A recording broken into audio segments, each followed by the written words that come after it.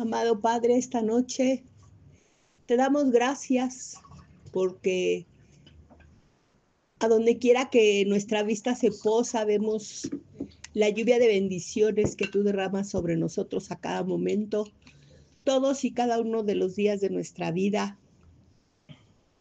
Estamos llenos de gratitud, Señor, primeramente por la vida, por la familia, por el amor, la armonía, la salud, la fuente de provisión, por la libertad en este país, por los múltiples alimentos que disfrutamos, la variedad, porque, Señor, definitivamente estamos viviendo en tu reino y vivimos como reyes. Por tu misericordia, por tu bondad, porque tú nos rescataste un día, Señor. Gracias, gracias. No alcanzan 1,000,000 de veces de decir esa palabra para expresar lo que hay en nosotros.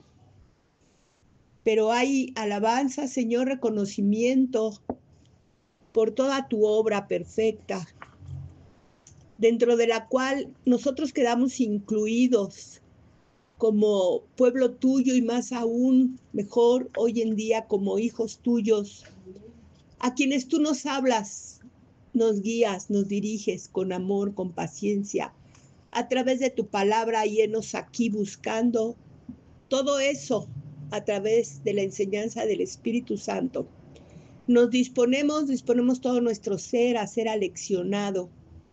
Queremos ser dóciles, Señor, aprender tus lecciones rápidamente y ponerlas por práctica, para que así tu bendición no tenga ningún estorbo en los cielos. Te entregamos este tiempo, nuestras mentes, nuestros corazones, y oramos con gratitud en el nombre de Cristo Jesús. Amén. Bueno, quiero comentarles que hoy vamos a hacer como las series de películas, como la Guerra de las Galaxias, que tienen no sé cuántas películas, y en unas se ve una historia y luego se ve muchos años adelante, y a la película que sigue muchos años en el pasado, y el principio, y luego el final, y así una serie de cuestiones. Y así va a ser nuestra presentación de esta noche, porque vamos a tratar a un personaje que ya vimos hace como un año. Yo, para tener una referencia, porque recordaba que ya lo habíamos tratado, escuché el audio que recibe el nombre de Gedeón para saber con detalle qué tanto habíamos hablado de él, porque esta historia que vamos a tratar, sin ser toda la historia, es solamente otra vez una parte pequeña de la historia, tiene que ver con Gedeón. En aquella ocasión nosotros presentamos a este hombre de Dios mencionado en Hebreos en el capítulo de los héroes de la fe, se llama, junto con otros muchos nombres de varones, y de ahí tomamos su nombre e iniciamos su historia con el llamado que Dios le hace, que hoy lo vamos a repasar otra vez. Pero hoy vamos a entrar un poco en el contexto de cuáles serán sus circunstancias de Gedeón. En el libro de Jueces, en el capítulo 6, que es donde se empieza a hablar, inicia la palabra presentándonos a Dios hablando con el pueblo a través de un profeta traído por Dios para dirigir por medio de él palabra a ese pueblo, recordándoles del cuidado y del amor que Dios ya les había manifestado a través de muchos años y que ellos no estaban considerando, y que ese olvido de sus actos los habían llevado hacia un alejamiento de Dios y como consecuencia lógica hacia la idolatría.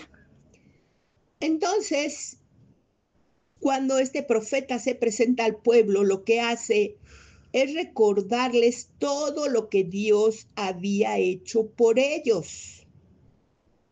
Desde cómo había mandado un mensajero a liberarlos de su cautividad en Egipto, cómo había hecho muchos prodigios, cómo los había sacado llenos de riqueza, cómo los había cuidado en el desierto, cómo los había introducido a la tierra prometida.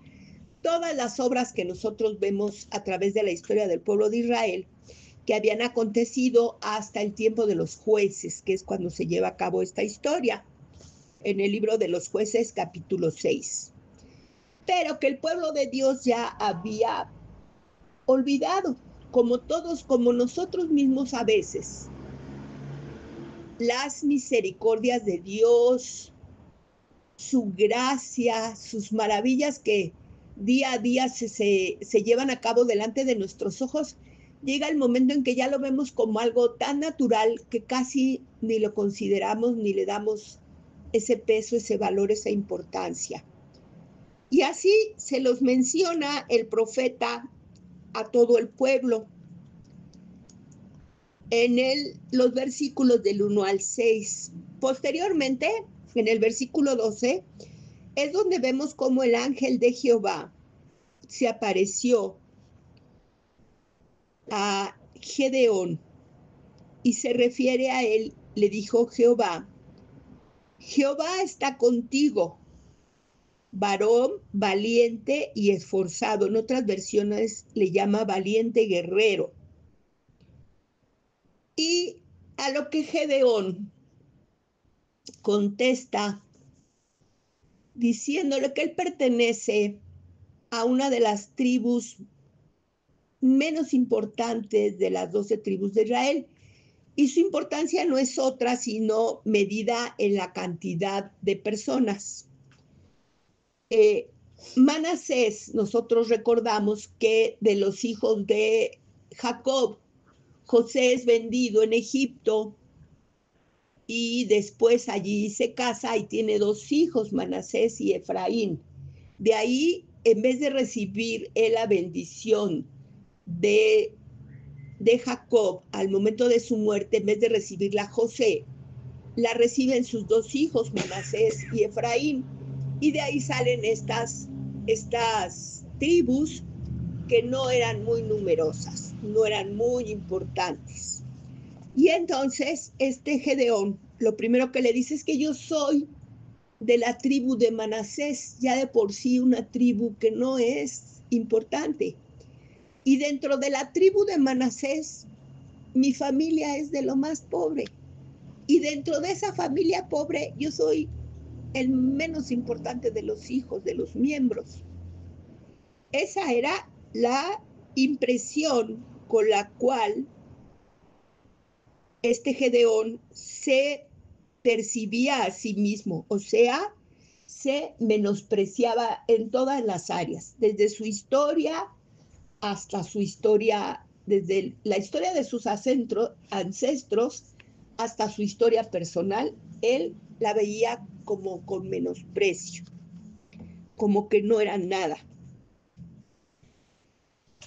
Y vemos que Dios, cuando lo llama como varón valiente y esforzado o valiente guerrero, está muy lejos de la actitud que Gedeón tiene en ese momento, pues nos dice que él está limpiando un trigo en el lagar, y el lagar es donde se hace el jugo de uva.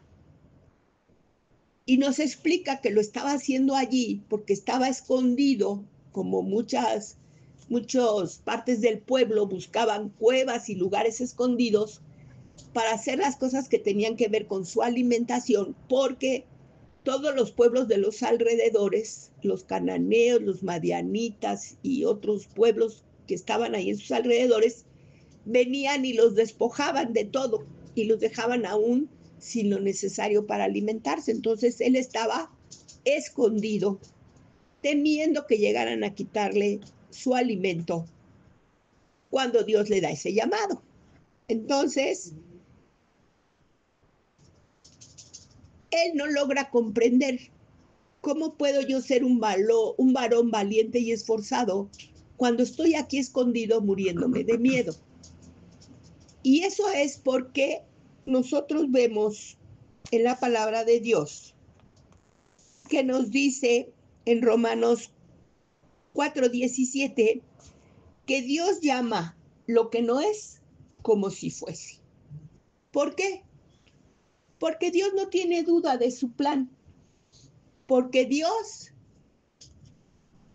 escoge a un siervo y su palabra dice que escoge al menos apropiado, para que todo lo que se vea en él se reconozca que es fruto de la obra de Dios en su vida.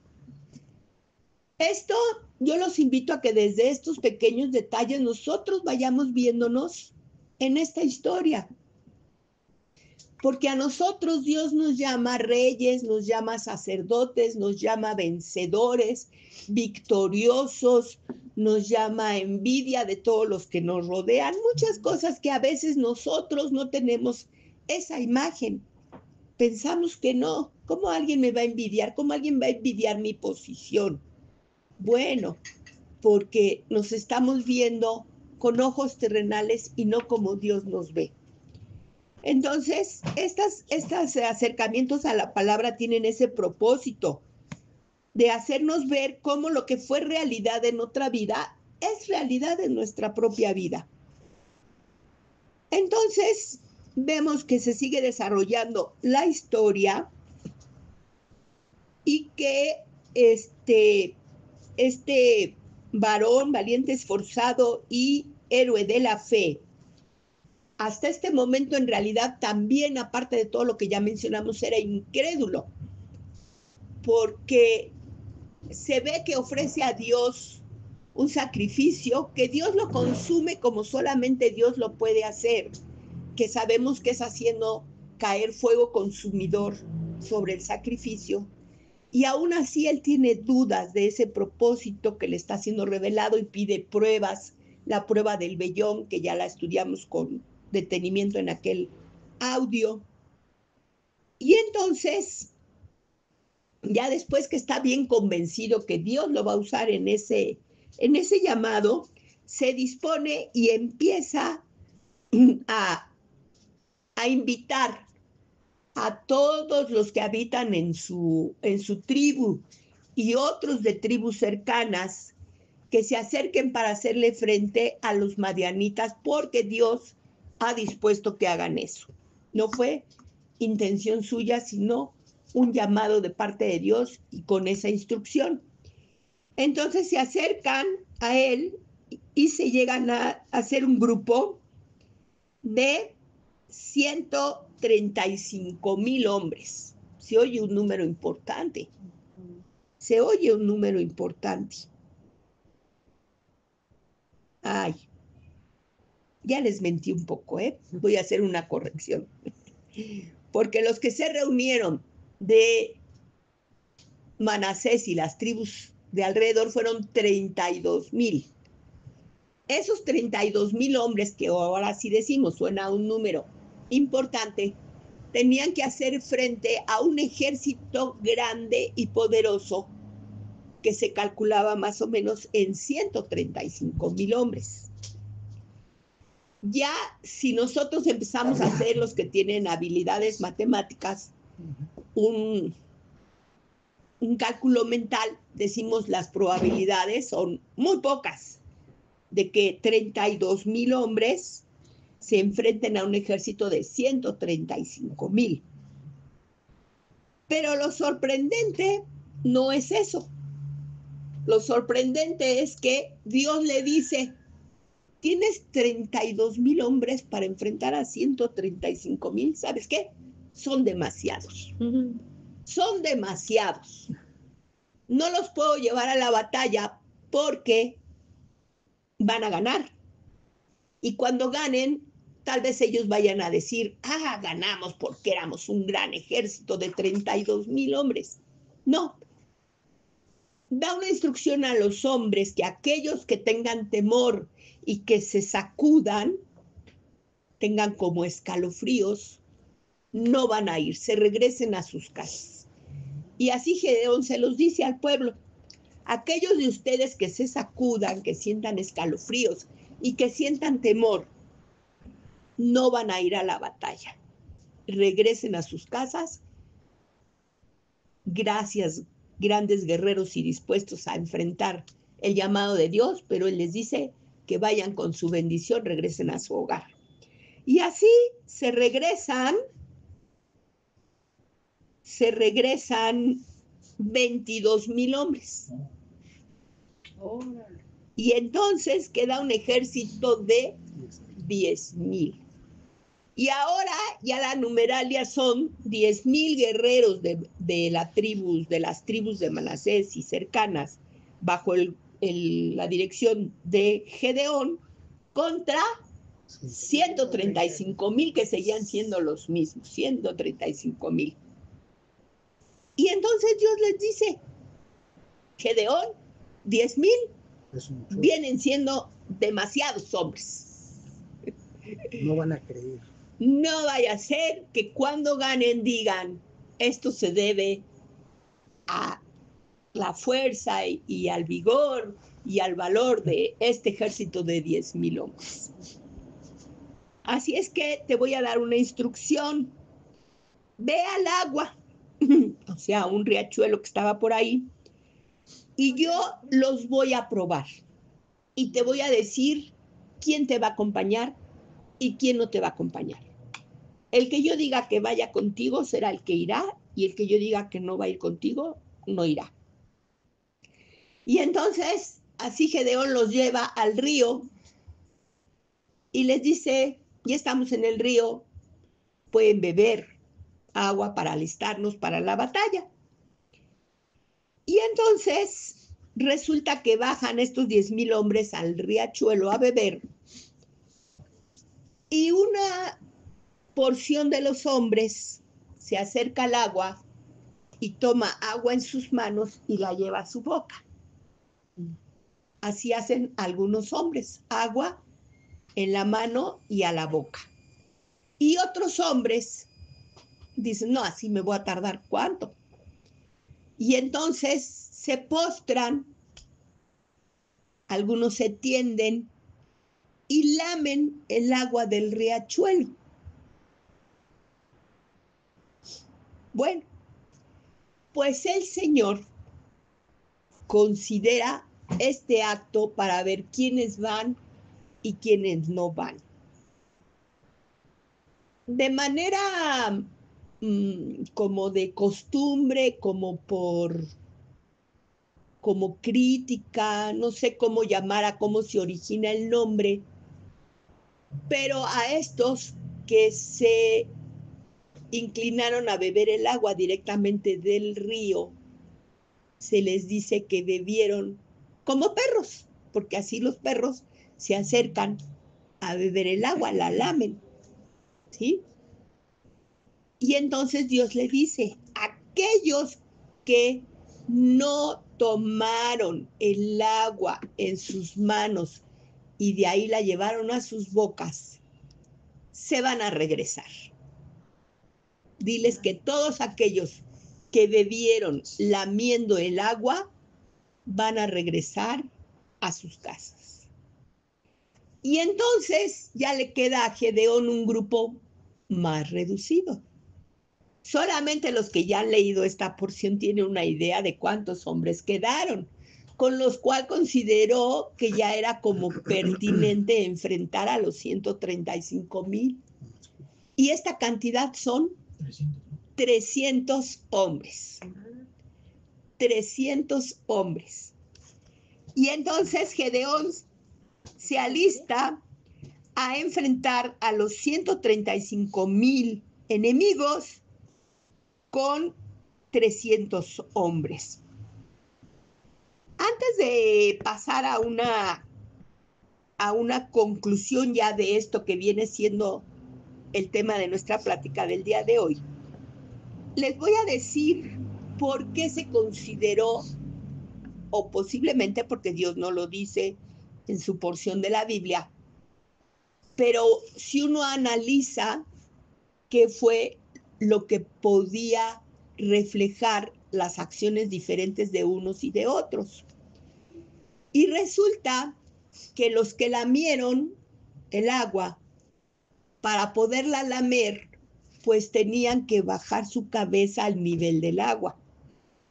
Y si nuestra cabeza baja al nivel del agua, pensemos que estamos, en primer lugar, en una situación peligrosa, porque digamos que yo estirado en mi cuerpo, cabeza para abajo, no viendo mis alrededores, alguien puede acercarse y atacarme con una espada, con una lanza, y yo ni siquiera me voy a dar cuenta. Pero a la vez también habla de una actitud de mi vida, porque nuestro ser, lo que hay en nuestro interior, dice nuestra pastora, nos comenta, lo que hay en tu corazón, eso es lo que el hombre es, ¿sí? Entonces, lo que hay en el interior del hombre se expresa a través de nuestras acciones. Y aquellos que se postraban, que se iban hasta lo más bajo y cachaban la cabeza, nos hablaba de una disposición en su interior. No estaban listos para la batalla. Eran personas que bajaban la cabeza, que posiblemente se desfallecieran ante un reto como el de los 135,000. En cambio, se entiende que el que se quedó tomando agua del río y llevándolo a su boca era para poder seguir teniendo un control visual de sus alrededores.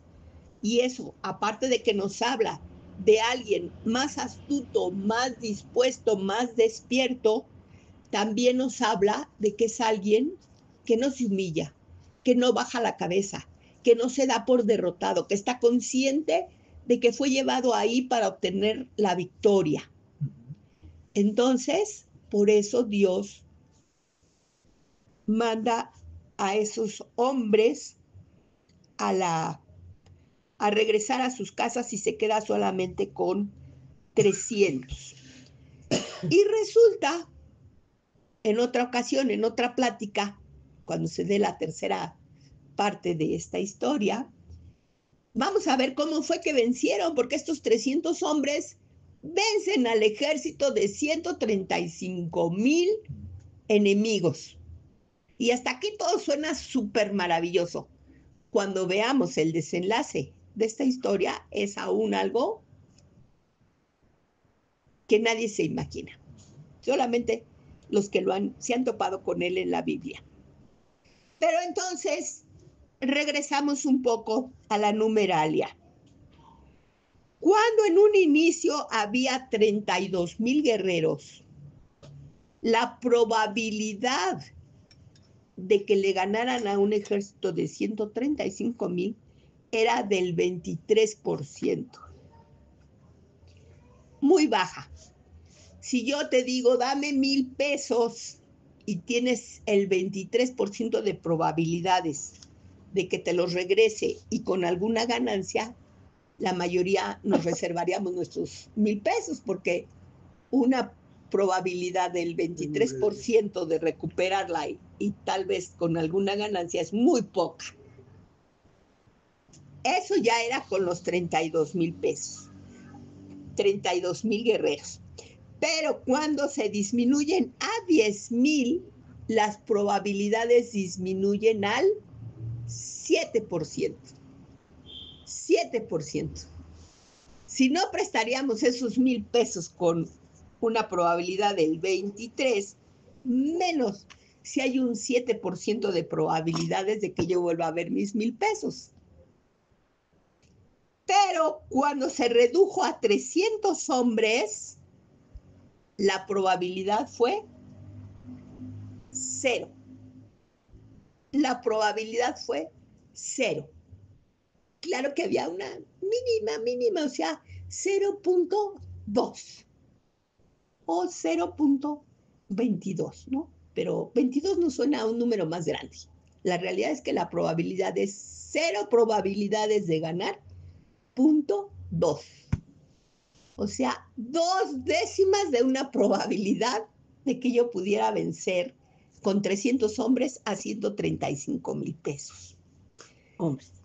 Y aquí viene, perdón, sí, 135,000 hombres. Y aquí viene la enseñanza potente, yo creo, de esto que estamos hablando. ¿De qué me habla esto que estoy diciendo? Nos invita a Dios a través de estas historias a que no vivamos en un terreno de probabilidades. Podemos tal vez enfrentar probabilidades cero, como en este caso.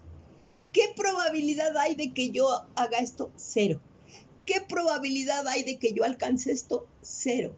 ¿Qué probabilidad hay de que me den esto? Cero.